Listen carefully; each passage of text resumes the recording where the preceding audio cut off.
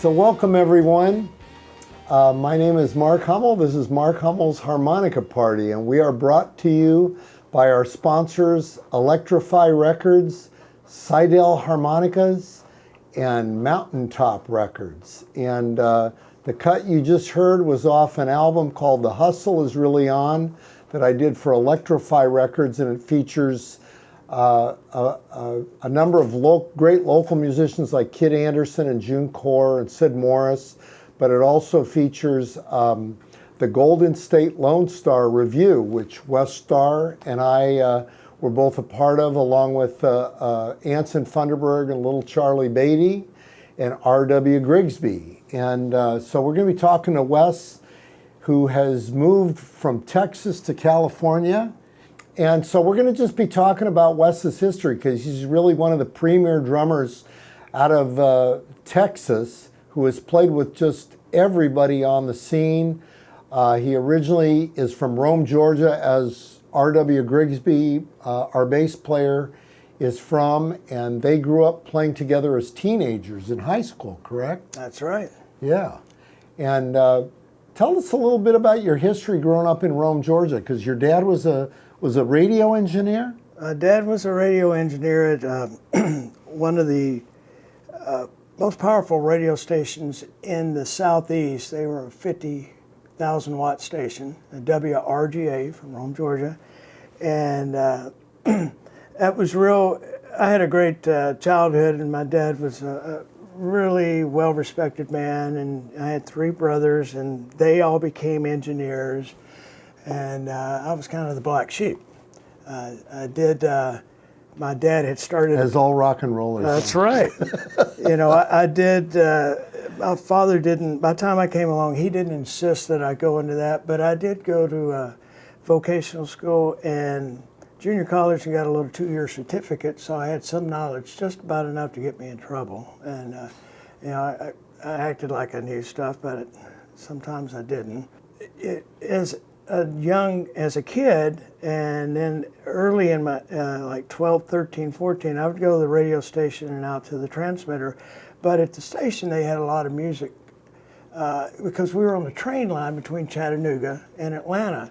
So for big bands and the Chitlin Circuit bands, a lot of them, if they had a layover, a day off, they would stay at the hotel across from the station, the Forest Hotel, and which had conveniently had a billiard hall in the basement. And a couple of my memories were I had to go down to see the Sammy Kaye Orchestra do a broadcast. Wow. And when I was a kid, and the only thing I really didn't like going down the broadcast, which as I got a little older, I wouldn't go anymore, which is kind of ignorant on my part, is my dad always made me wear a suit. Ah. But the cool thing with Sammy Kaye's band, it was about half Afro-American and half white guys, and from the Northeast. And after they did their set, they all went back to the hotel, and my dad was kind of a world-class snooker player. Huh. So I got to hang out with these guys, and they were smoking cigars and talking the lingo, and I thought it was the coolest thing in the world. So that kind of planted a seed. Yeah. And then having a brother 5 years older than me, and we had a big basement in our house, so that's where the bands practiced. My brother was an up-and-coming guitar player, and the bands that he were in when I was a kid up till like 14, 15, they were pretty popular bands, and they always rehearsed at our house. And I would sit up on the steps leading from the main floor of the house down to the basement and listen to them. And when they'd take a break to go to the store or go out back, smoke cigarettes, I'd go down and play on the drums. And that's kind of how it started for me. You kind of had some training in insight into bands and musicians and all that. Yeah. And then, that's how I met Richard and Ronnie Gray. We were the nucleus of the band we started. And Ronnie's brother played in my brother's band, so that's how it all connected. And then they needed a drummer, so Frank, Ronnie's brother, had told me about his brother needed a drummer. So I didn't even have a drum set. So I borrowed drums from the school. marching drums, and put together a drum set and borrowed some stuff from my brother's drummer in his band, Leslie, and I met him at the Rome Teen Center, and no practice or nothing, and we just played with, Born to Be Wild, and that's great. Whatever was popular at the time. And people ask me about why do you play the way I play, because I play a right-handed set left-handed, because literally the way that happened was when I set up the drums, I didn't know what I was doing, and I put the big cymbal, the ride cymbal, on my left. So about 6 months down the road, my brother's drummer, Leslie, saw me play. He said, "Hey, you're doing it all wrong. You got the cymbal on the wrong side." And by then, I'd already started You already were developing. You were already there, So, right. So that's the reason I play like that, because there's not many people, as you know, that play a right-handed set left-handed. So it's unique. Now, the other thing that everyone always comments on is the way you hold your stick because of your accident. Right. There's traditional where you hold in your left hand and stick across this way, like this, and then there's match grip where you hold them both like that, and then you have the claw grip where I hold mine like this, and people every show will ask me about it, and if I don't want to tell them the story, I'll just go table saw, because I cut my thumb off. So that's how that came about. So I had to adapt. Yeah. Because it's still, when I hit it, it just goes zing, zing. So, wow. And it changed my style, I think, in a lot of ways. For the first few years, it was really hard. I had to kind of reinvent myself. And a lot of wood shedding just to go around the drums without my sticks flying everywhere, holding it like that, and doing rolls. And so I had to simplify things, but also it made me play things differently, and through time it's just kind of I have my own sound. Yeah, you definitely do. It's you definitely do. A little different than a lot of guys. Yeah. Now, I met you through my brother, because my brother worked with your wife at the time. That's right. In Austin. My brother was living in Pflugerville, and you'd moved. Well, you started in Georgia. You and R.W. Richard Grigsby moved out to California, Santa Barbara, around the same time? He came out a year after me. Me and Ronnie, our singer, moved out together. All right. And then Richard came out because he had a child. His child was born when he was 15. His daughter, he had responsibilities. He had to do some growing up, but they came out about a year later, and then I moved to Texas, and then it was a few years later before Richard came out there. Right. So he followed you from Santa Barbara to Texas. Yeah, from Georgia to California, How much longer was it before he moved out? I want to say it was about 4 or 5 years. Okay. And now, did you work in bands in Santa Barbara together? Yes, we did. You did? Yeah. Okay. Yeah. And then when he came out to, the interesting thing about all this is it's a very incestuous world of musicians. Absolutely. And that all these musicians that we're going to be talking about, so many of them knew each other or know each other. And so you have this constant kind of movement, people from bands to bands, and you've played with so many people in Texas. Yeah. Practically the gamut of every, especially in country and blues, I would say. Yeah, there were a couple guys in Austin, and we got drummers that we were kind of known as the roots drummers. That's the way we were looked at. So, of course, I went out there to play blues. And then when I started having kids and got off the road, then I got with all the songwriters. And there was just a couple of us that were kind of considered, well, we could do that. We were rootsy drummers. Yeah. So you, George Raines. Well, the blues drummers were, like Mike Buck, George Raines.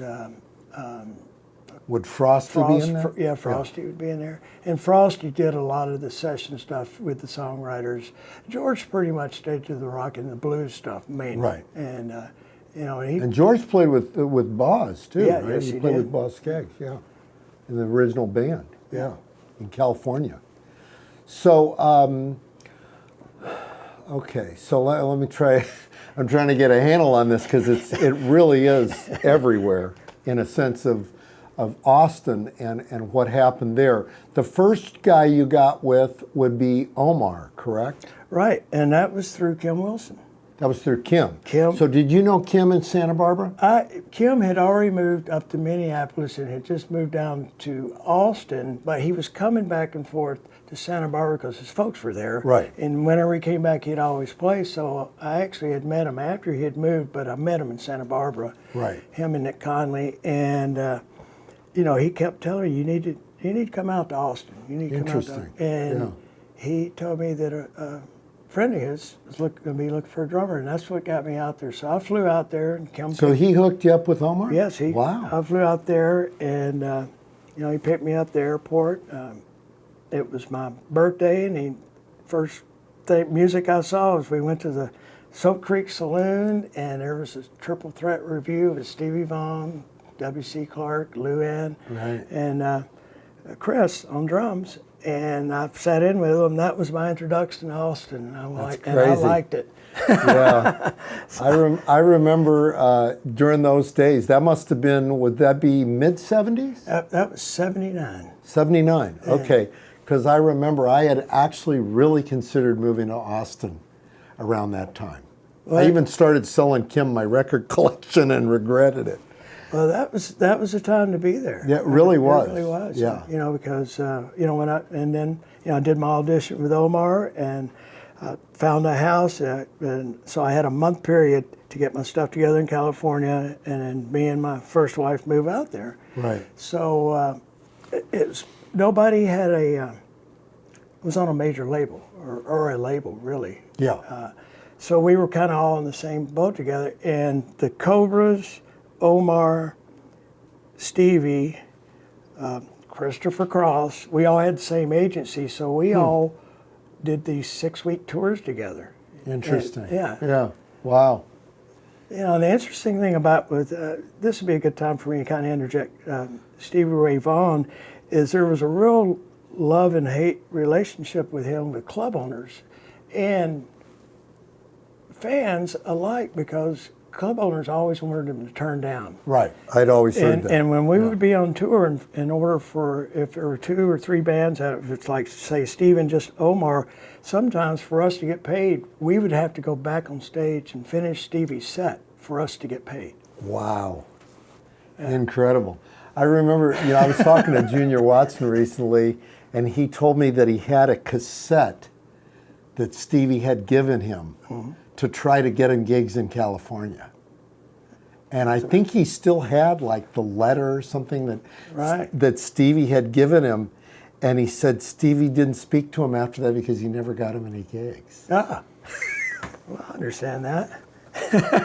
I think he tried, but he just didn't come up with anything. Yeah, so I joined Omar, and I was with him about 3.5 years, did his first record with him, Big Leg Beat, which was pretty much my first real time in the studio.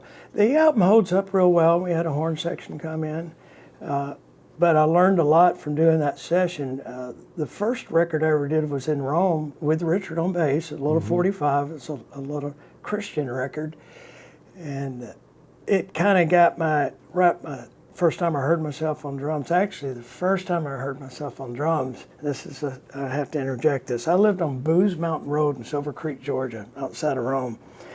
And my parents went down to South Georgia to visit my dad's mom for the day.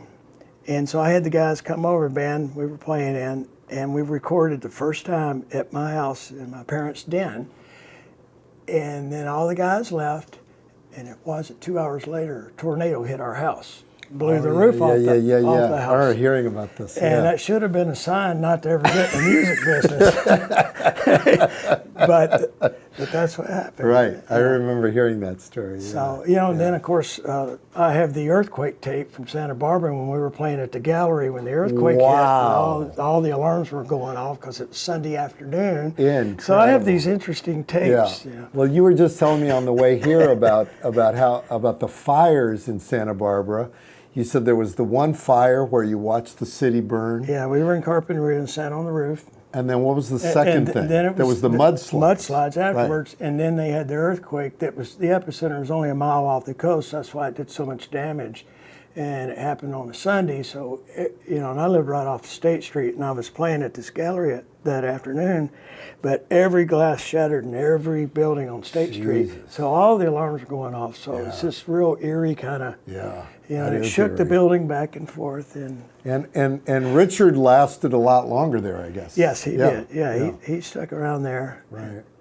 So, so Omar was the first group you were with in Austin, and then I think you said the Wheel? Marcia. Oh, Marcia was before the Wheel. No, Marcia was before. Okay, so Marcia Ball, who's a very popular artist out of Austin now, and you're with her for, I think you said 2 years? Yeah, a couple of years, and it was really, it's really great. The first 3 or 4 bands, I learned so much musically as a drummer, and then just being with the bands I was with and playing the different parts of the country, because like with Omar, we played the Deep South a lot. Now we did do a lot of East Coast runs. Well, that was back when you could stay in one state and play 7 gigs in a week in 7 different towns, back in those days. But with Marcia, we went to Louisiana a lot, which you're talking about. I joined her in '82. So, I mean, New Orleans just had tons of clubs. There was Jimmy's, Tipitina's. Right. I mean, all the great clubs. And also between Omar and Marcia, both of them went to Chicago a lot. So in the late '70s, early '80s, there was just what a scene up there. A lot of big scene of blues. Right, and I got to see a lot of the guys before they passed, or I would go see them because I'd met them at Anton's. Right. I was going to say, then you got on top of that, you got Anton's in the early '80s. Yep. And that was when it was really, really going strong. It was. And when did you start working with Blacktop? Was that with Anson or previous to Anson? Anson Funderburg we're talking. Yeah, Anson, no, my stuff started when we did that trisexual Soul Champ record, Okay. which that's the first Blacktop record I did, and then because And that's of with that, Mark Kazanoff on sax, Fats Jackson. Jackson, And then who was Syl Austin? Syl Austin. Yeah, Syl Austin. Yeah, I had the big million seller, was a birthday party or something like that in the '50s. The first sax. I came and saw you guys at Tipitina's one night. Yeah, and I think Clarence Holloman was on the bill. Clarence Holloman, and then on the record we had Snooks Eaglin and Floyd Domino and Snooks Ron. might have been at that show. Now that I think about it, But those were some killer shows. Yeah, so because of that, that was my little short period of doing stuff with Blacktop, and then of course with Anson, we did a couple of Anson and Sam records that weren't Anson Funderburg and the Rocket records. Right. They were side projects. Yeah. And they were on Blacktop. So the first Anson and Sam record on Blacktop, My Love Is Here to Stay, was you, Anson Funderburg on guitar, Doug Reinick on keys. I cannot remember the bass player's name. I know he played with Roomful of Blues, but I can't think of his name Was either. it McLeod? I think it was. Yeah. Rory McLeod. Rory McLeod. Yeah. And then Sam Myers singing and blowing harp, you playing drums. That album, 1984, floored me. And your drumming in particular really stood out. And I said to myself, in the back of my mind, I said, this is a guy I would love to be able to play with someday. So fortunately, we were able to team up in 2010. I think we started doing tours together. Right, we did. With RW. Right. And we've been playing off and on since then. And 5 years in Golden State Lone Star with Anson and Little Charlie. Yeah. So 2 records. And I think I did another record with Charlie on it with the Little Walter, Remembering Little Walter record. But so back to your time in Austin after Marcia. That was Asleep at the Wheel. After that, Asleep at the Wheel. After Marcia, I had an offer to join them, and I took it. And because of them, like with Marcia, being in New Orleans and in Louisiana, and being around the meters and all those people, I learned firsthand how to play second line stuff and everything. And it's like with Omar's, where I was right there with all the blues people, opening up or meeting them. And then with Asleep at the Wheel, it was the same thing. The timing was great, and I learned how to play Western swing because a lot of the Bob Wilson's Texas Playboys guys were still alive, and we did a lot of touring back then with Willie Nelson, and of course Willie was good friends with Bob Wills and those guys. So we would do these tours where we'd bring out the guys that were still alive, which were a lot of them were back then.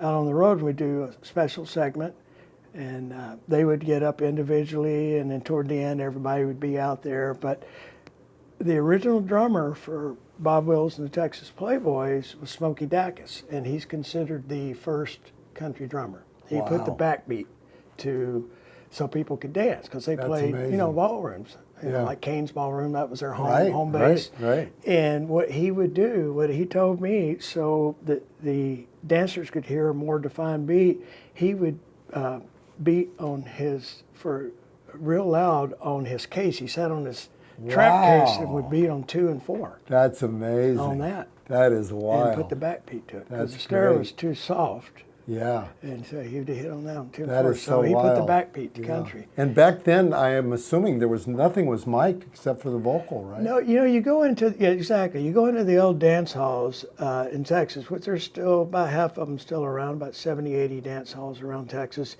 And you walk in, and halfway down the hall before you get to the bandstand, usually you'll see a 4 by 8 foot sheet of plywood with a 10 or 12 inch speaker in it, and that was the PA system. That's amazing. With cables running up all the way up to the stage.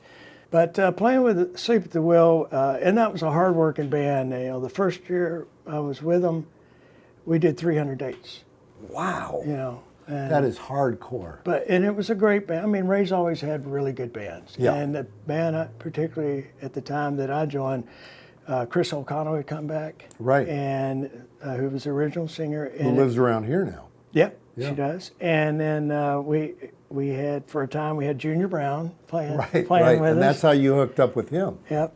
Yeah. And we had Wally Murphy on steel, who's I'll say this, he's thought of as the fastest steel player in the world. Wow. I mean, he used to do like Flight of the Bumblebee and stuff just to blow people's minds. So, but he's in the they have the steel guitar Hall of Fame Museum is up in St. Louis, and they have their big convention every year. And with the Wheel, I got to play it twice. Wow. And all the great steel players there, Buddy Emmons, I mean, just honoring Jimmy Day, all these great old timers are there. But going back to the Wheel, playing with the Bob Wills guys, I really learned how to play it properly, where I really learned how to use brushes. Right. Yeah. I was going to With say, power. one of the things that really is a defining feature that you have is being appropriate to each genre of music. If you're playing blues, you're playing it the way it's supposed to sound. If you're playing country or swing, Western swing, you're playing it the way it's supposed to sound. Well, I had good teachers. But you're playing it your own way. Right. And that's what's so unusual, is for somebody to be able to play it in their own way, but at the same time authentically. And that's a very unusual Well, it's, feature. so many different things have led to, I'll say the last 25 years, I really have defined my style and keep refining it. But you really need to, I feel real fortunate to be around all the players I have in the different genres and get to see it up close and personal.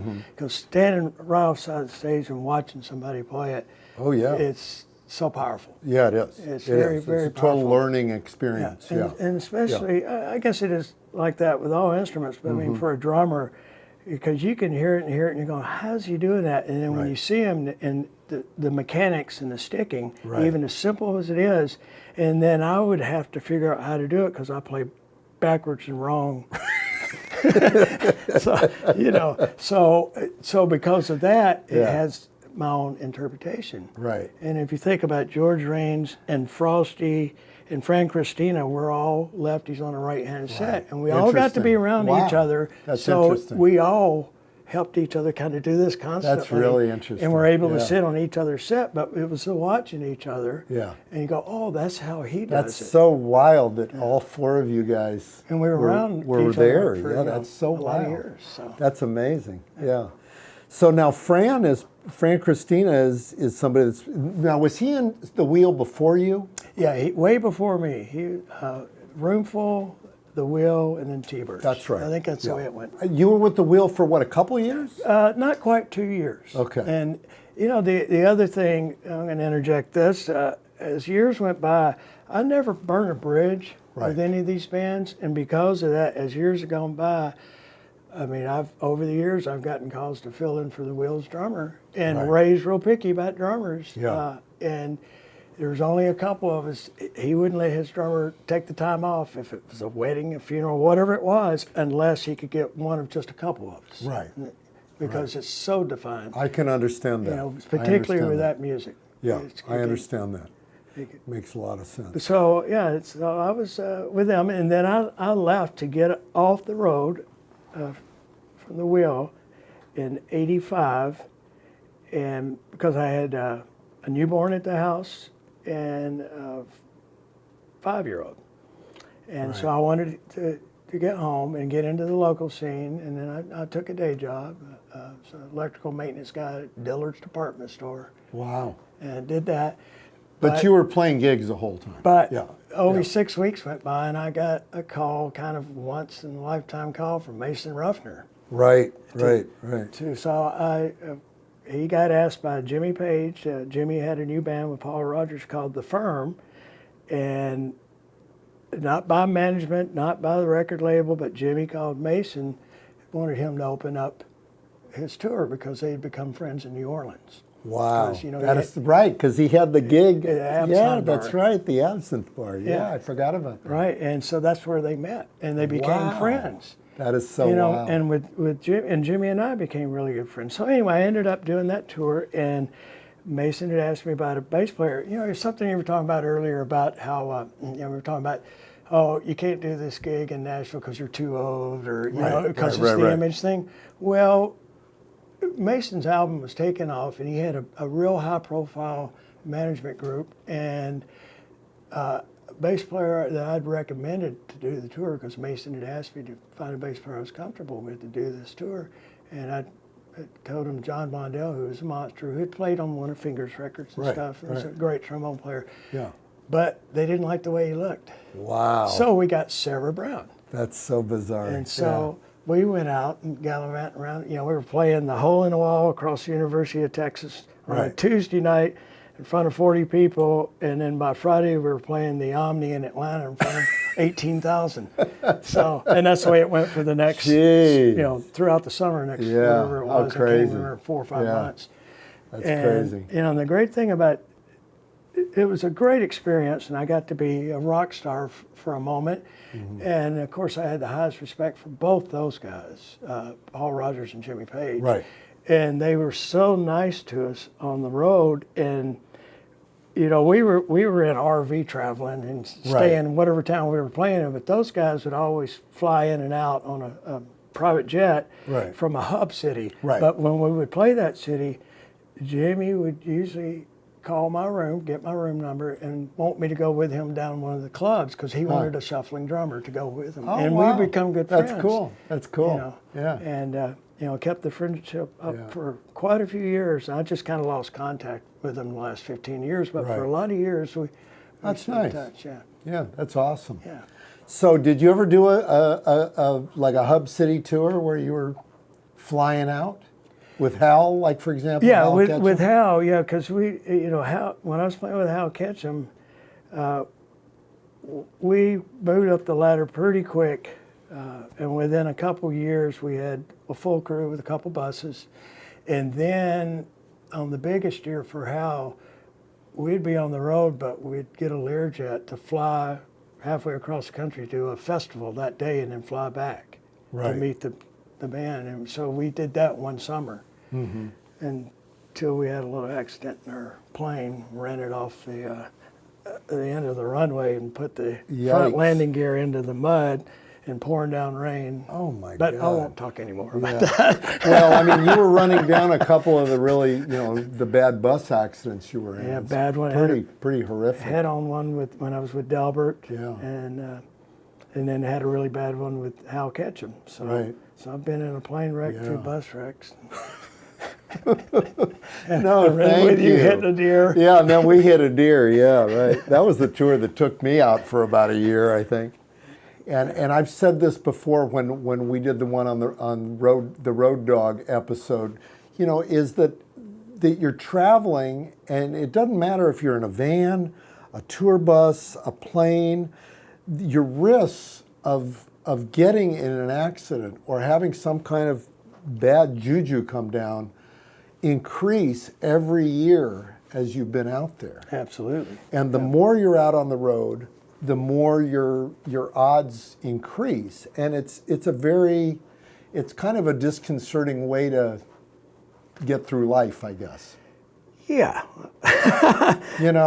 Yeah, because there's been a lot of musicians we've lost That have died Yeah, in accidents. Yeah, we were talking about W.C. Clark or Jimmy Willie Johnson. Yeah, Willie's had a couple bad wrecks. Has he? Yeah, Willie Nelson had a couple really I bad didn't know wrecks. that.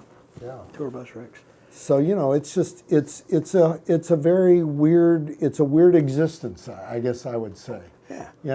And we've been off the road for the last year and a half here, and it's kind of like I'm really looking forward to playing, these gigs coming up, and it's like at the same time the idea of going back out on the road and doing month-long tours is kind of like it's a hard prospect at this point for me. Well, I think at this point we all need to kind of, and I know we're in agreement, just kind of wait and see. Yeah, wait and see what happens. There's no hurry. Yeah. Like I was saying the other day, if it all stopped right now, except for the recording aspect of it, I would be okay with it. Yeah, that's kind of where I got to. I want to be able to record until I can no longer play, but but the touring is, I'm sure with both of us, is deep. And I went on my first tour when I was 15.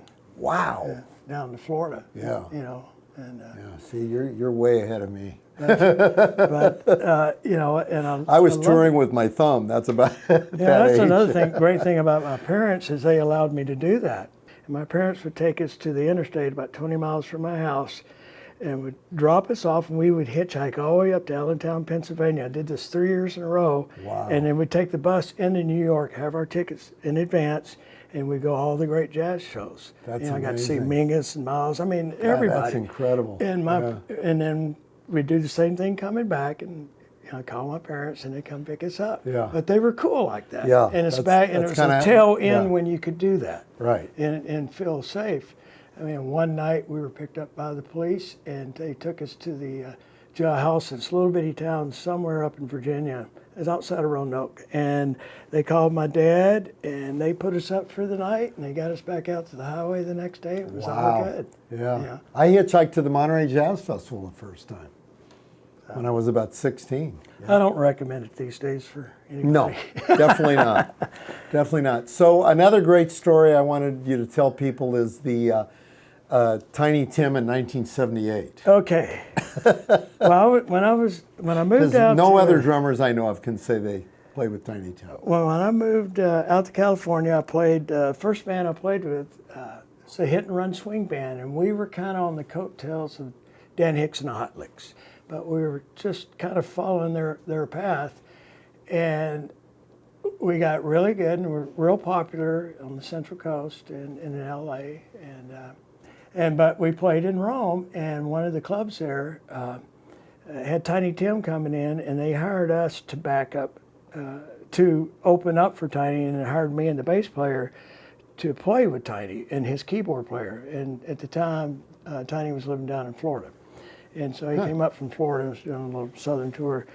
And so we played with him, and I'd seen him on Johnny Carson. Of course, he got married on there, yeah. And so I was kind of in awe, and he was bigger in life. I mean, he was a big man, and had, the long hair, and very soft-spoken on stage, but not off staging. Really? Oh yeah, he didn't talk like that off stage. But interesting. yeah. So anyway, at the end of the night, Tiny and the keyboard player went back in the office to get paid. Did he talk like this? No, he didn't talk like that. But he said, I'll be right with you. And so me and Byron, loaded up our equipment from the hit and run swing band in the van. And we sat in there for about a half hour. So about 45 minutes had actually gone by. So I went and knocked on the office door, and the owner opened it up. And he said, can I help you? And I said, he said, oh, great show, by the way, you know, something like that. And I said, can I help you? And I said, yeah, need to talk to Tiny. He needs to pay me. And our bass player said, oh, he left about 15, 20 minutes ago. He went out the back door. And he'd signed me a couple pictures. He had autographed for me and stuff. And I just tore them up right there. Anyway, I wish I had done that. And then the money you could have made. Yeah, could have made more than the gig probably. You know, the thing is, and back then you actually had cameras, and right. So I had to get film developed, and we had a bunch of pictures of us, and I tore them all up because I was so upset about how dare him. Well, yeah, exactly. But it was a learning experience because he had this professionalism that clicked on when he went on stage. Interesting. You know, and that was something that you know, me and Byron have talked about that since. That it made you click into another gear, and he had that. Him and the keyboard player. Wow. So not really knowing his stuff at all, what he was going to do, it was easy to follow because he had command. Right. You know? Yeah.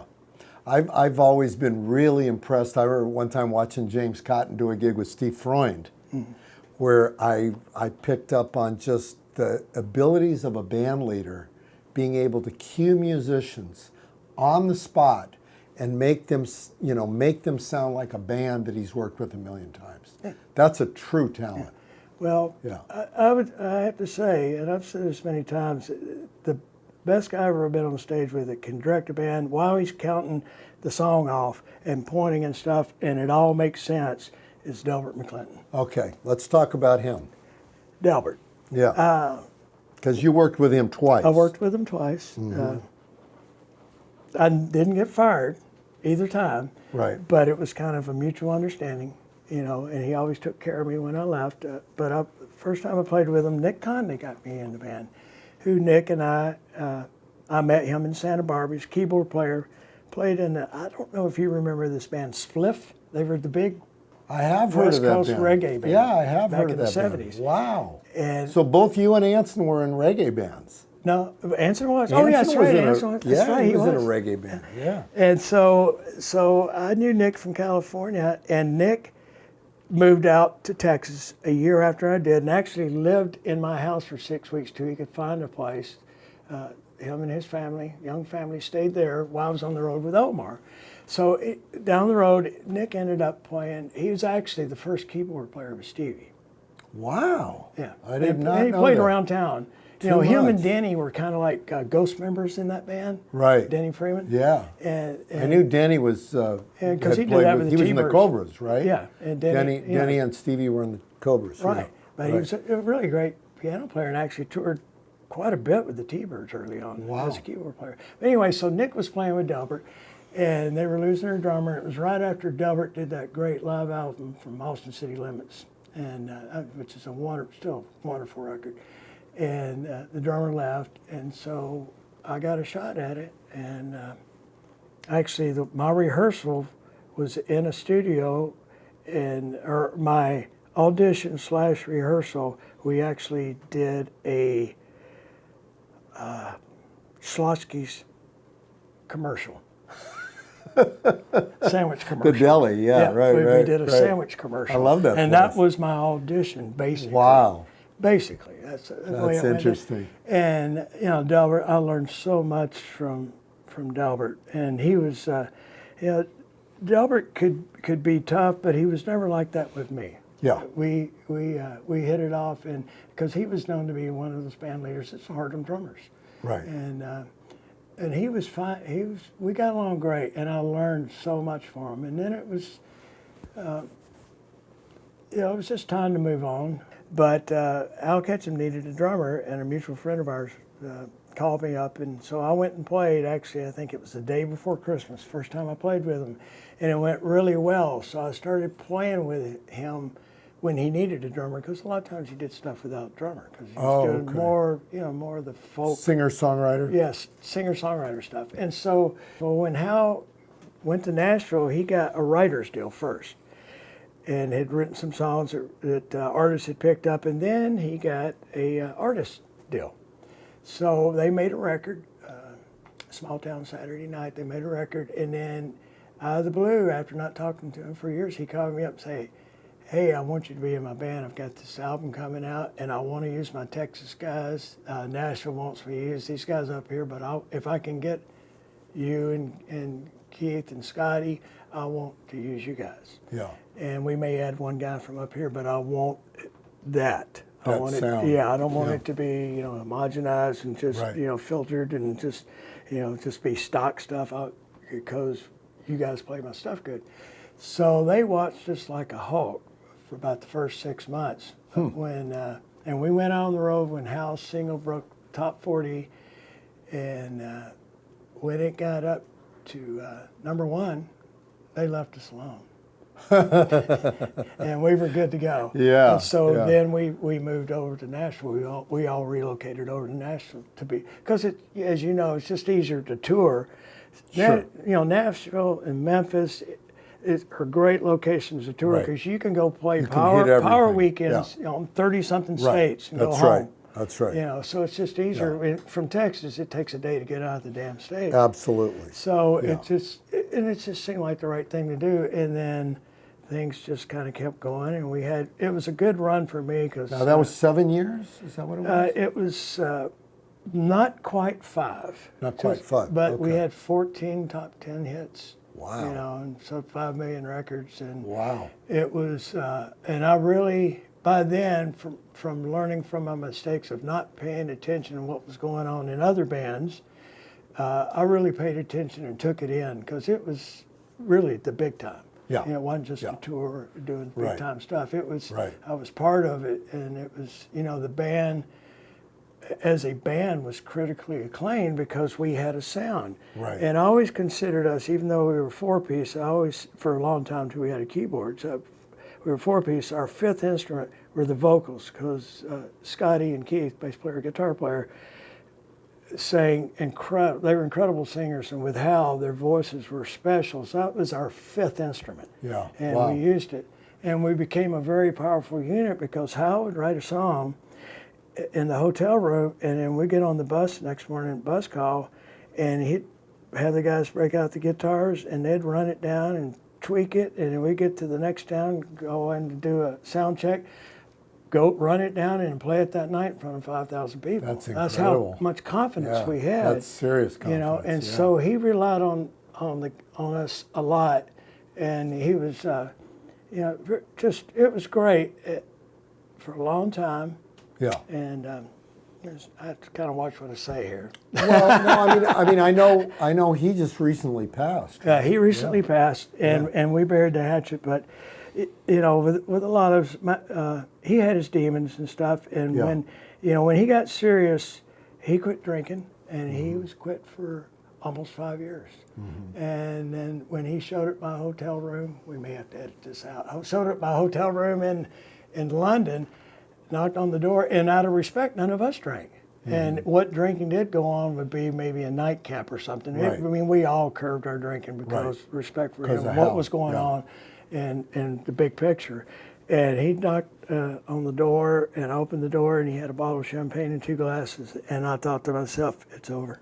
Yeah. I did. I Wow. really did. Wow. And we were like blood brothers. And when I finally approached him about it, because things started to get kind of wild, and we were like a machine as far as timing, and be here, there. All that started going away. That sloppiness started Wow. coming in. Yeah. And I finally went to him and said something to him about it, and he didn't want to hear it. Yeah. And he basically fired me. Wow. But the reason he finally gave me, had management fire me, but when I finally did talk to him a week or so later after that went down, and I was heartbroken from it. I bet. And I finally talked to him. He finally answered the phone, and he gave me the best answer I ever heard for being fired. He said, I said, so Hal, what's going on? He said, well, you're fired. And I said, well, why? And he said, well, Wes, every time I look back at you, you look like you're possessed by the spirit of Gene Krupa. And I went, well, thank you. That is a compliment. But yeah, what that's happened, great. because when you bring, the alcohol and the drugs back in, things get twisted in your head. And Hal has always been great with his fans and stuff. Yeah. Well, all of a sudden, when he started back doing that nonsense, when people come up and say, "Oh, your band's great," or particularly, "Oh, your drummer's phenomenal," He didn't want to hear it. No, that's typical. So typical. that's because of the Very typical of that stuff. So Yeah. anyway, so he let me go, and then a month later, Delbert called me up, and I was And back you're back with in. back Yeah, in with wow. Delbert. So Yeah. it's just You've had a lot of very good luck in terms of landing on your feet yeah. in almost all these situations. Like earlier I was telling you, when I got a call to join Dixie Chicks, I turned it down because I was with Delbert, because you never leave a band for another band unless you truly have their blessings, or you take it. Like when I left Delbert's band the first time, the way I left was we were backstage at a club in Copenhagen, and a couple of guys from Polygram Records came backstage, and I was talking to Delbert and his wife, and they come right up, and they were, said, "Oh, it was a great show, blah, blah, blah." And they wanted to talk to me, said, "We'd like to offer you a contract as a staff drummer for Polygram Scandinavia." Wow. And Delbert and Wendy were right there, and I thought it was just perfect, and I just kind of looked at them. Delbert said, "You better take that." Wow. That's smart. So I did, Yeah, that's and smart. basically what I was doing was me and Frosty for that year, either he'd be drumming or I'd be drumming. We would Barry Frosty played with Lee Michaels, this great drummer, famous drummer, and had played with Delbert years before I did, and had left, and enough time had gone by. He felt comfortable coming in and playing a tour, and then have a month off, and then I come in and do a tour. Right. So we worked it out between me and him. Yeah. Everything's covered, and then it got to where I couldn't be around as much, and so Frosty became the drummer, and I permanently left. Right. But that's how the transition went. Yeah. The other thing I wanted to get into is just your time around a lot of the singer-songwriters in Austin, like Tish Hinosa. I know, I don't pronounce her name well. Tish Hinosa. Hinosa, who I know Gary Primitch was also in the band at the same time, I think. Harmonica player friend of mine. And then the other one is Jimmy Dale Gilmore. Yeah.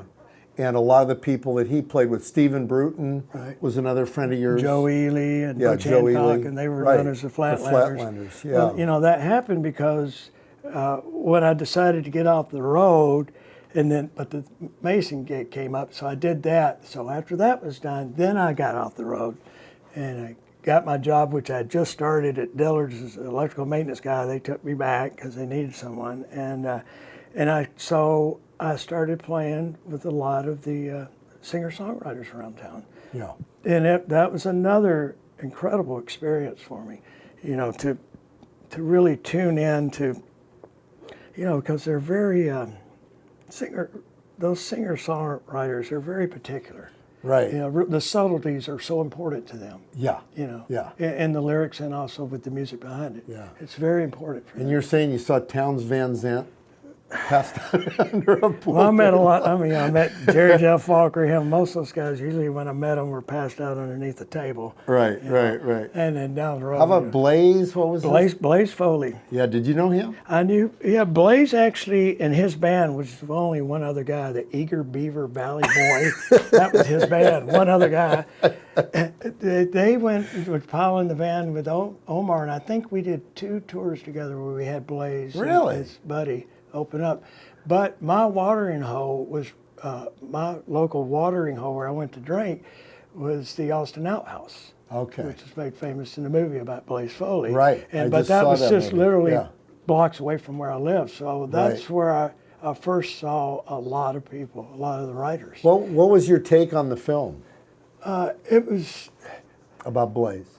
I left there I thought it was done really well. I thought Charlie Sexton was great in it. I thought the acting was wonderful, and I thought it was pretty true to form, but it just kind of brought back memories, and it was depressing. Yeah, it was kind of depressing. It was a heavy movie. The ending was very depressing. Because the Blaze that I knew, and it portrayed it a lot in the movie, he was very upbeat, very up. Was he? Oh, yeah. Well, with the songwriters, what it did was really help hone my skills recording to another level. But even though I was recording, anywhere from 3 to 5 records with different artists a year with those people, it was just totally different, and it just upped my game. I became a much better drummer, and really started becoming a studio drummer. You know, Right. and understand the concept, because like with Jimmy Dale Gilmore, I mean, the three producers, I did 3 records with him in a row over about a 5-year period, and we had Joe Ely produced one, Stephen Bruton produced one, who was a long-time guitar player with Chris Christopherson, Right. you know, and then Emery Gordy Jr., which was that when I went in the studio to do my 5 songs with Jimmy in Nashville. That I called it my Elvis day, because he had Glendy Harden there, and Emery Gordy played bass. Wow. And you know, it was kind of the Elvis, and it was. That's heavy. We knocked the songs out just like that. Yeah, And that's then heavy. the other 2 hours, or other 4 hours probably, because I think we spent about 2 hours out of a 6-hour session recording, and the rest Elvis stories. Wow. So, but- Crazy. But you know, working with guys like that, producers at that level, they know what they want. They know how to talk to you. They know how to get it out of you. Right. You know. Right. And I was going to say, you know, anyone doing sessions in Nashville, you can't be a slouch. You got to be a serious. You know, the other thing about a guy that has been there, key timing for me is the way I got to sleep at the wheel. It was through Johnny Gimble, the fiddle player. Okay. Right. And the way that happened was when I went down to do the audition, I went into the office, and it was just the bass player and Ray, you know, and I thought that was going to be the whole band there, right? Right. And it's just those two, and I'm going, oh my God, and I'm sitting up my drums, and we get ready to play, and in walks Johnny Gimble. He just came by the office, and Ray said, pull out your fiddle. So we played a couple of songs, and Johnny looked at Ray and said, hire him. Wow. And so that's how I got it. This sounds like a very similar story. Demar, the drummer Demar, played with Little Richard for 20 years. Yeah, exactly. And he had a very similar story about Richard taking him to a club of Roy Gaines, the guitar player, Right. and that Roy and Richard got on stage and said, come on up here and play. And they started just playing blues for like 3 hours.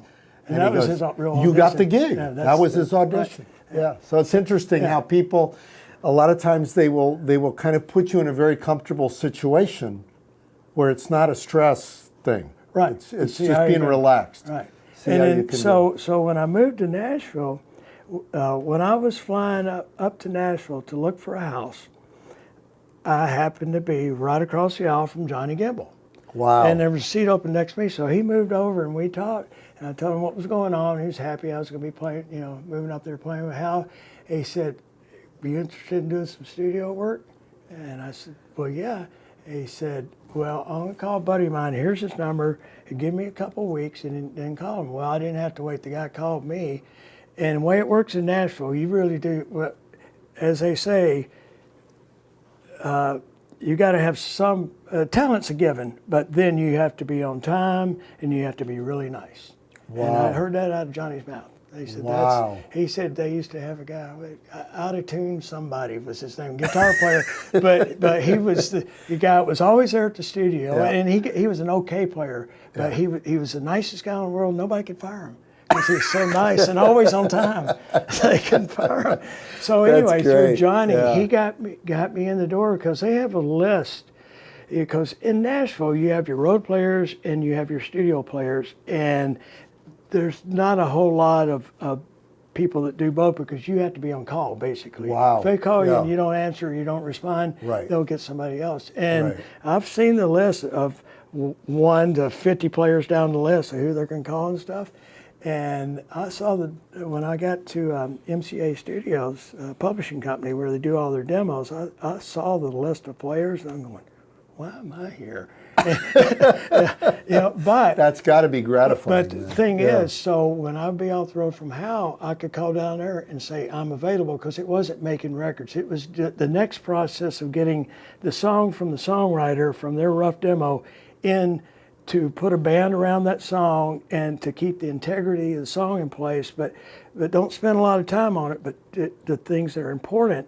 Right. And with a simple formula to present it to the artist. So it's a demo. It's a demo for doing demos. going Yeah. to the artist. Interesting. And that was an incredible experience. And that's where I really became good in the studio and quick. Yeah. Because I learned how to be quick with those guys. Yeah, I bet you did. You know, and you got to be like 2 steps ahead as a drummer. Yeah. You started playing with Omar around 1979? That's right. I moved out, started playing with him early in the year in '79.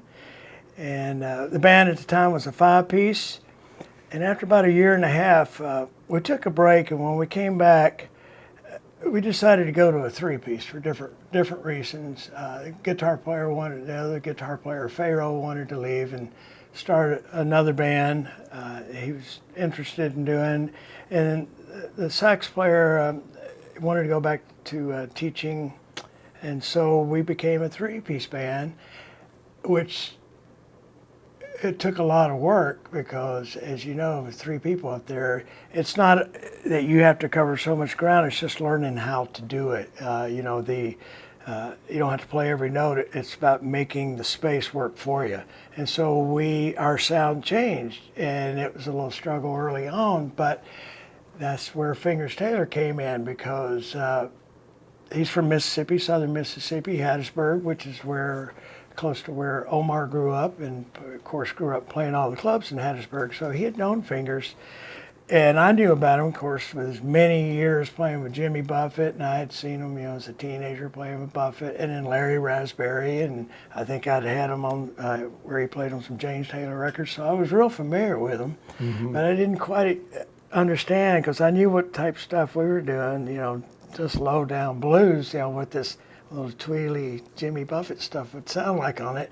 And little did I know what kind of player he was. So he met us the first date down at a little club in Baton Rouge called Chiefs, which all the Chicago bands played.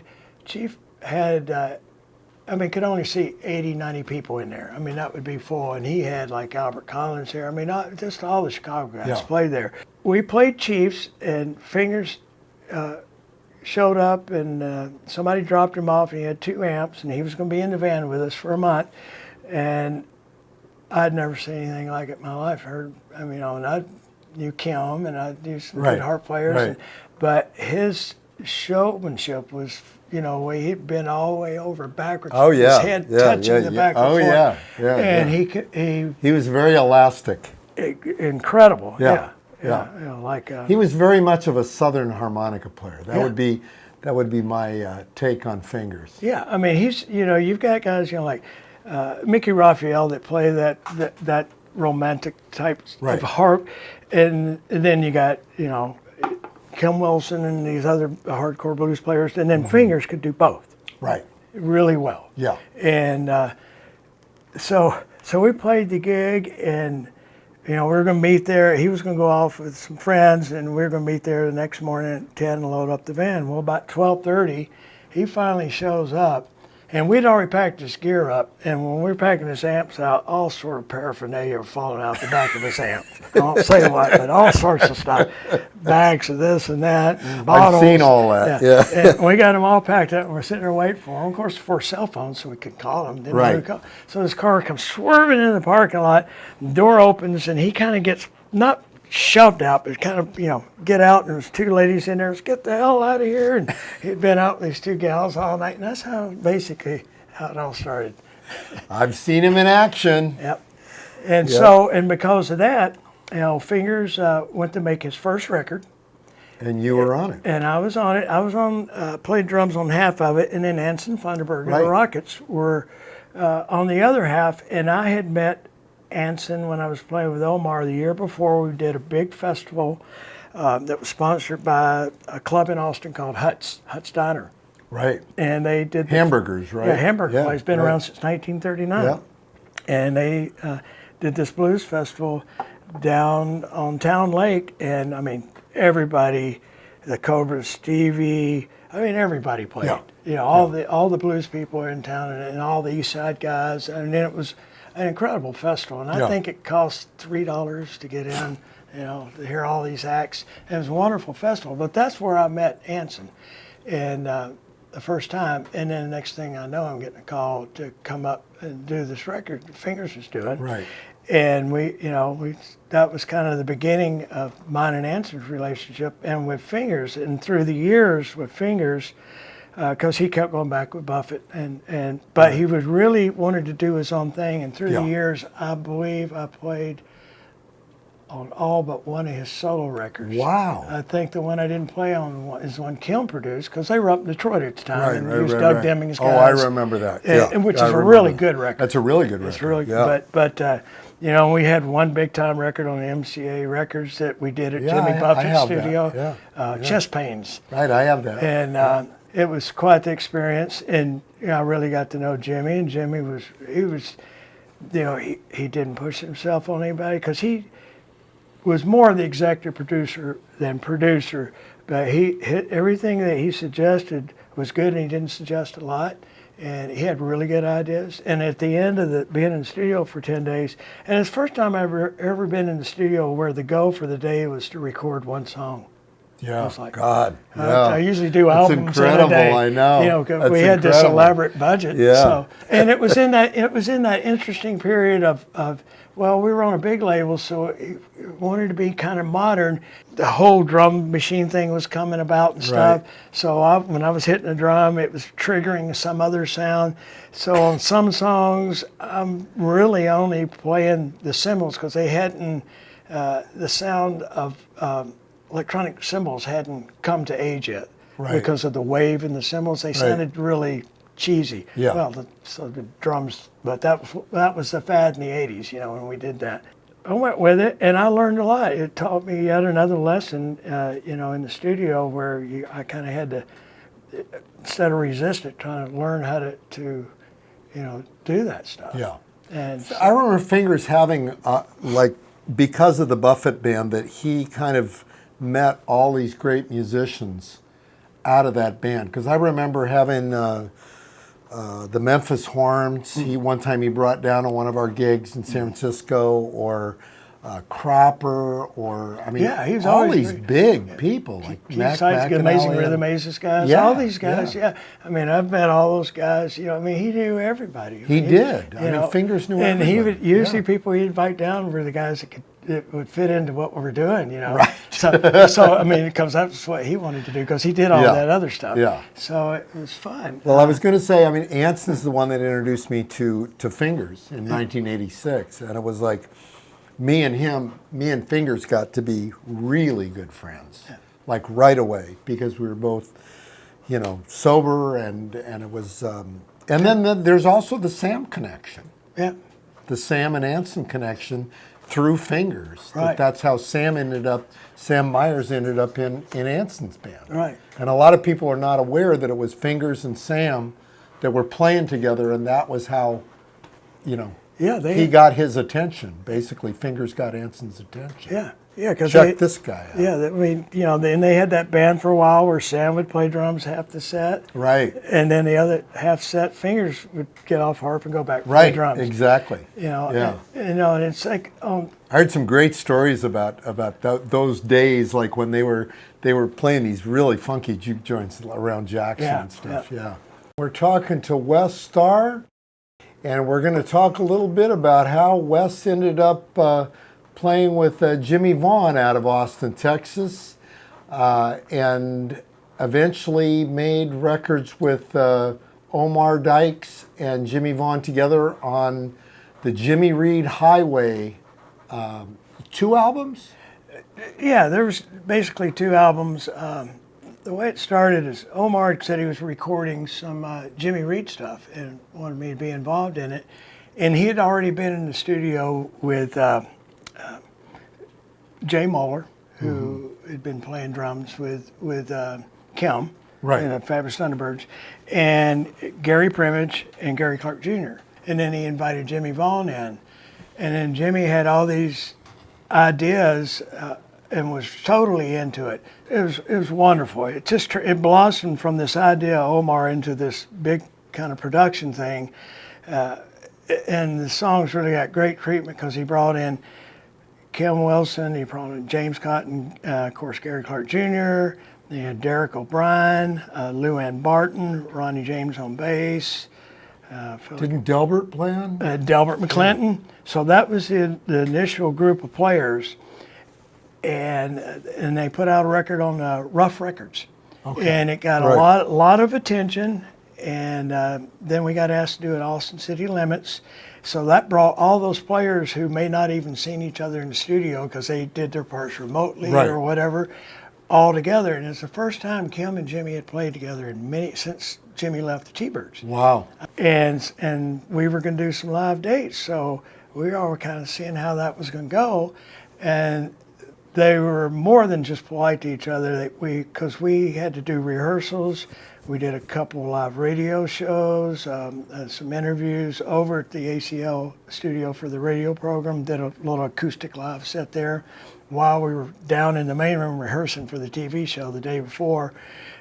But, once again, being around, seeing all these guys interact, with James Cotton there and Delbert there and all the different relationships. Right. It was a wonderful thing. In the show, we rehearsed just enough so we didn't quite know everything right. So Right. that left it open-ended. As playing that style of music, we like that. Right. You have the basic framework. You want it to be a little bit rough. A little rough. Yeah. And that's where the magic happens, and particularly in that kind of music. So it went over so well, and we did tour. Sometimes we didn't have everybody. Like we went over, did the Notodden Festival in Norway, and Delbert was our harp player for that. Wow. And then also, a lot of people don't know it, but for that style of music, Jimmy's a wonderful harp player, and so Right. and so Sure is is. Omar. Sure is. For that style of Yeah. stuff. And Yeah. so we did that, and the album created a lot of attention for all good reasons. It was radio friendly enough where it got airplay. Right. And so that, stuff like that is good for newer generations. When that pops up on an FM station, something like that. Right. So it did a lot of good things, and it sold well.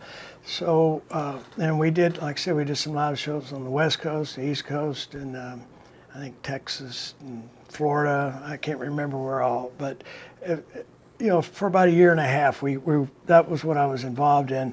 And then Omar wanted to do a follow-up record, and it was called Big Town Playboy. And we expanded it where we did a little bit more than just Jimmy Reed. It was bulk of it was Jimmy Reed, but some Eddie Taylor. more stuff. Eddie Yeah, Taylor right. stuff. And the band was scaled down a little bit. We still had James Cotton. We didn't have Kim or we didn't have Delbert, but we had Lazy Lester. Ah, okay. And- Yeah. and, Lester's a natural for that. And that was, to me, that's a very special record. The way we So recorded it's 3 or 2? that was two. 2. That was okay. the second record. Right. And the way we recorded it, Jimmy had this concept, and it really came into effect because I had a tragedy. My brother passed away the day we went in the studio. And we took a break until I could figure out what I wanted to do. And I came in and said, I don't need to be anywhere for a couple days. Can we do this the next 2 days? And so Jimmy had this concept that him and Derek pulled their amps into the main room instead of being baffled off, put them right next to the drums, and both those guys were right in my face. So we made all the tracks, 2 guitars, Omar singing and me playing drums. Then we added Ronnie later and the harps. Right. And, That's a happening way to do it. And it was, Yeah. and the thing was, because I was pretty emotional. Yeah. What was going on? Right. And those guys pulled me through it because Jimmy losing his brother Stevie, Omar just losing his wife. Sure. And so I was in there with these very passionate people with what was going on. Right. And so the record has a special place in my heart Yeah. for me because, and a lot of it was done on first takes for most of the album. Once again, a few of the songs, we'd have to stop because I just couldn't make it through it. Yeah. And Wow. have to stop, take a little break, and come back, and then we'd nail it. Yeah. But and the record, because it didn't have Jimmy's name on it, but we still toured behind it. We still did some stuff. But that went on. The total of that whole conglomeration of people was 2.5 years. Yeah. Then Omar called me up and said, "Hey, what do you think about doing the trio again?" If we called Bruce, who had kind of like given up music for quite a few years, but we knew he was back playing some. He just gotten burned out, the original bass player with Omar.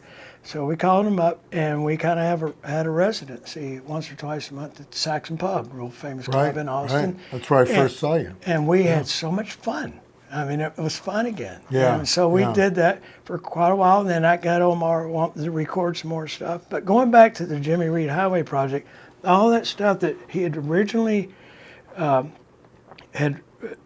recorded with Gary Primage and Gary Clark Jr. and Jay Muller, he put out another album a couple years later of all that stuff, which that's a wonderful record. Yeah. And I think it's called Too Much Not Enough, I think, or something like that. Okay. But it's all the stuff that we didn't use. Right. Wow. Yeah. That's cool. And so I'm really glad that he did that. But we started doing the trio thing and did that for quite a while. And then had Ronnie James do some dates with us. And so that was and Elmar started writing a lot prolifically like he always has. And we recorded, I think we did 3 more Omar and Haller records after that. Wow. Yeah. So that's a lot of records. Yeah. And so, I did the first album with Omar, and then 25 years went by, and then I did 5 albums in about 5 years. That's with him. amazing. Yeah. So was that the early 2000s? 2011, I think. Oh, okay. Or 2010. All right. Yeah. Yeah. So that's when I did the first tour with you and RW. Right. It was around that period. Okay. Yeah. When you did the Dylan tour, was that with Junior Brown? That was with Junior Brown. Okay. And it was it was really neat, and everybody was excited about it because you had 4 acts. You had Bob Dylan and his band. That had Tony Levin playing bass, who had been in the Wheel and was in Austin for a long time. Denny Freeman on guitar. Wow. And then the catering company was from Austin. The sound company was from Austin. Junior Brown from Austin, and Jimmy Vaughn. Wow. Came on stage, before Dylan. And then Alana James was the opening act, who was based out of Austin, and she played with Dylan, I want to say, for 3 or 4 years, and on 1 or 2 of his records. She's the fiddle player. Fiddle right. player, yeah. Right. And so it was this Austin package. Oh, so, wow. So it was a treat to be out there, because it was a lot of, there wasn't any uptightness or, everybody minded their P's and Q's, but we had a lot of fun. Right. How long was the tour? 7 or 8 weeks. 7 or 8 weeks? Yeah, and he would play, it was in the baseball season, so he would play in different parts of the country, minor league ballparks, and places that would hold, 8 to 15,000 people max, Right. And so it was a lot of fun. That sounds really fun. Yeah. The other thing I wanted to get back to is you rejoined Anson kind of toward the end of the time that Sam was around. Right, yeah, it was the time. Once again, the timing was good because, I was in Nashville for 9 years, and 5 I was with Hal Ketchum, and then about another 2.5, 3 was with Delbert, and then me and some other guys, road players, we'd all gotten off the road about the same time. I just had my 4th kid, and so we would get together every week, and we formed this band called the Paramours, and we'd write stuff, and we kind of did a run with that for a couple years and had some success. And we had been talking about getting back to Austin, because I had 2 sons in Austin who would come up and spend every summer with me through the years. And we thought, they were at the age we thought it'd be good to get back to Austin. And so moved back to Austin, and 1 week after I'd been there a couple months and got settled in, I had actually joined a band called Sisters Morales, who both these ladies grew up in Spain. So their Spanish, when they sang, was the most beautiful, elegant Spanish you ever heard. And most of the songs we did were in Spanish, and I'd already rehearsed with them for a week. And then after about a week, Joe Eda called me up and said, "We're doing a Flatlanders record, I want you to be on it, and we'll probably promote it and go out and tour, and it'd be a year or 2 of your time. Are you interested?" I said, "I can't do it. I just joined Sisters Morales," which he was aware of who they were. Right. And then the next day, Anson called. And I said, "Absolutely," because I'd been wanting that gig for so long. Right. Wow. Because of our history. Yeah. And Danny Cochran had been the drummer for 10 years. Well, him and Pat Whitefield left at the same time after both of them being in the band 10 years. So me and Johnny Bradley, who had been working with Mike Morgan, because my end of the stint in Nashville, I was going back and forth to Texas, play with Mike, and Johnny was a young bass player playing with Mike. Who's now with Gary Clark He's Jr. been with Gary Clark for now Right. 5-6 years. But this is when he was just learning. He was like a puppy dog in the blues. Right. But a wonderful man, wonderful man. And so anyway, Anson called both of us. So we basically went from Mike Morgan's band, and I was down in Austin now, and we joined at the same time. And Sam was still, on top of it. Well, not in his prime, but he still had a lot to offer. And I, of course, stayed with him till Sam got to the point where he could not sing anymore, and that's when we brought in John Namath. Right. I remember that. It's, Yeah. and because of that, that's how I got to know John. Right. Actually, you did some tours with him, too. Yeah, actually. And records. I played with Nick Moss off and on for a few years. That's right. Yeah, and with then Bob. and then Bob Welsh that's how I was met there. Bob right. Welsh. And then anyway, so Nick had brought in this guy I never heard of, John Namath, to sing for a week's worth of dates. And after our first show in Chicago, I think it was at the Blues Festival, I got on the phone, called Anson, and said, I found us a singer. Right. And that's how that kind of went down. Yeah, I remember Anson called me and he asked me about John. Yeah. So, he started inquiring about John, Right. And so anyway, but we had Sam and John, and then it got to where Sam couldn't, it was too hard on him. Right. And so John was kind of the replacement, and we still had commitments for the next year or so. So we used James Harmon for a tour, Right, that's for right. summer, all our summer Yeah. festival dates, and a couple of different people, and still do stuff with Anson, and then Right. of course that leads us into Right, Golden State Lone Star. Yeah. So initially the way that started was that me and you and RW started doing tours 2010, 2011. And we had some tours with Josh Valero. Josh Valero, who's in Austin now. Yeah, and then also Mike Morgan was on some of those. That's right. And then eventually I think I asked you, I said, well, do you think, because I started playing with Charlie, Rusty Zinn had left the band, and I started hiring little Charlie just kind of by chance because Rusty couldn't make a gig, and that's kind of how I started working with him. And once we started working together, I asked you if Anson might be interested. And I think you had approached Anson, and then I dialogued with Anson about it, and he goes like, well, I've known Charlie forever, but I think he's only said 2 words to me in 20 years. That's about right. Yeah. I booked a tour. I think we had 3 festivals that first tour. Yeah. We started in California, went and did an East Coast gig, and then flew off to Europe for That's right. 5 weeks, 4 weeks, something like that. long. Yeah. But little Charlie, the way I met Charlie was on, we were doing Legendary Blues Cruise. Right. And little Charlie and Nightcats were on it. Right. And we hosted as a lot of the bands do, host the jam. The jam out night. on the deck. Right. And me and Curtis Salgado had really got close on the boat. Right. Because we'd done some stuff with Nick Moss together. Yeah. Up in the Northwest. So Curtis wanted to get up and play, and then little Charlie and Rick wanted to get up, and Charlie wanted to play with me, and while Anson was still on stage too, he wanted to play with that feel the band had. Right.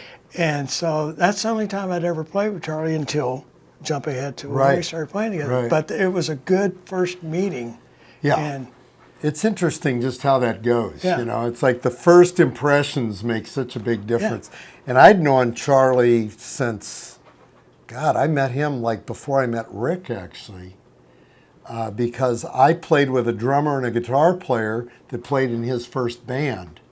And I went to go see Charlie in Sacramento at a little club called the Aero Club, and Kenny Blue Ray was on guitar.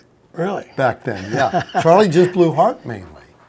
That's right. Yeah, so Charlie was playing harmonica. He played maybe 4 songs a night on guitar. And he played harp, and on the break I met him, and he goes, oh, you play harp, huh? He goes, what do you say we do a head cutting contest? Yeah, that's Charlie. I went, whoa.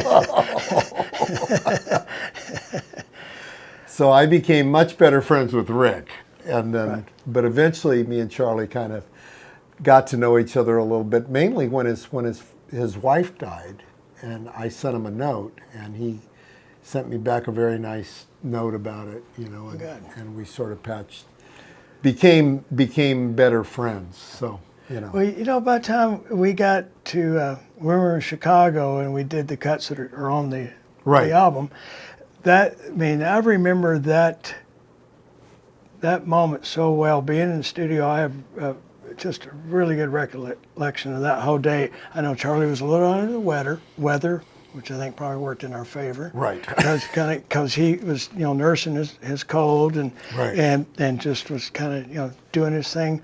But the studio was comfortable. We were at a certain point in the tour where we weren't burnt out, but we were really warmed up. Right. And it was real easy to play. Right. And if I remember correctly, most of those cuts were done in 1, 2, or 3 takes. Yeah. And, Sure everything pretty much stuck. Yeah, I agree. And we were just at the point in our playing together, amount of time we've been together, and then just everything just kind of lined up and it worked. Yeah. And then when we came back and did the second album, that was really Anson producing it and the kids. What's that? At Kid Anderson's. At Kid Anderson's, right, in San Jose. And I love that album. I think that album, I was telling you, I thought Anson did just a superb job of producing that album. And, when you told me, because all I'd heard was, I think when you picked us up at the airport or something, you dropped us off the hotel and said, oh, and we have a keyboard player. And I was going, what? And you drove off, and I was going, what, a keyboard player? Right. And I had no idea. Right. And it was going to be Jim Pugh. Right. And when we went in the studio, and Jim was sitting right there, I was in hog heaven, as they say. I mean, it was because I have a lot of respect for him. I've seen him so many times through the years, playing with Robert Cray. And I just had a lot of respect, and I think he just added a lot to that And record. I think you guys ended up, didn't you? You and Anson do some stuff with him after that? Yeah, Anson. Like in Austin or something? Yeah, because Anson produced 3 or 4 records that he had me and Jim Pugh. John Del Toro, Richardson record. Jose Ramirez's album, which has done really, really well. And then we did Andy T. Right, that's right. And so it's, so we have some experience together, and to me it was just real easy. The hardest thing was kind of choosing what we were going to do. Right. Charlie wasn't a fan of a couple songs that I picked, but well, yeah. Yeah. But that's how it went. Well, that's how it went. Yeah. Well, he just, he spoke his spin, and he spoke it loudly. If that's not, he didn't like it, and but he would end up going along with it. But that's just, and I mean, I understand that. I don't necessarily agree with it, but I get it. Right. But I thought Anson did a marvelous job on producing that album. He's become such he is a great producer. He really is. Yeah.